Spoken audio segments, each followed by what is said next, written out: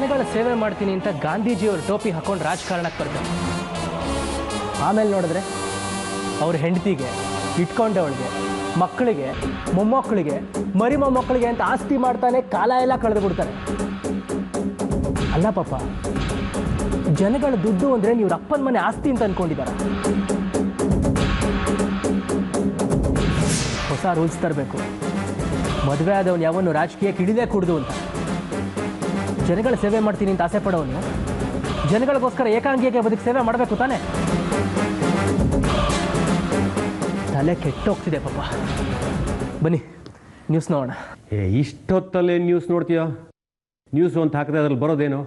ಬರೀ ಕೊಲೆ, ಸುಲಿಗೆ, ಅತ್ಯಾಚಾರ, ಸರಗಳತನ, ದರೋಡೆ ಇಷ್ಟೇ ತಾನೆ? ಬಿಡ, ಅದನ್ನೇನು ನೋಡ್ತೀಯ?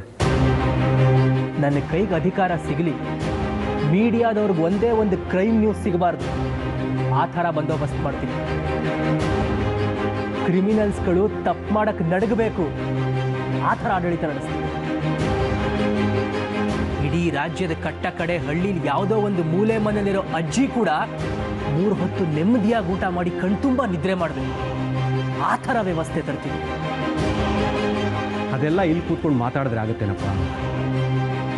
ಇನ್ನೆಷ್ಟು ದಿವಸ ಅಂತ ಈ ಸಲಾಮ್ಗಿರಿ ಮಾಡ್ಕೊಂಡು ಇಲ್ಲೇ ಇರ್ತೀಯ ನೀನು? ವಿಧಾನಸೌಧ ಆಸೆ ಇಲ್ವಾ? ಬೆಂಗಳೂರು ಹೋಗಲ್ವಾ ನೀನು? ಸದ್ಯದಲ್ಲೇ ಹೋಗ್ತೀನಿ. ನಾನು ಒಂದು ಸಲ ಬೆಂಗಳೂರಿಗೆ ಕಾಲಿಟ್ರೆ ಒಂದಷ್ಟು ಜನ ಕುಳಿಗಾಲ ಇರಲ್ಲ. ಅವ್ರ ನೆಮ್ಮದಿ ಅಂತೂ ಸತ್ತು ಸರ್ವನಾಶ ಆಗುತ್ತೆ.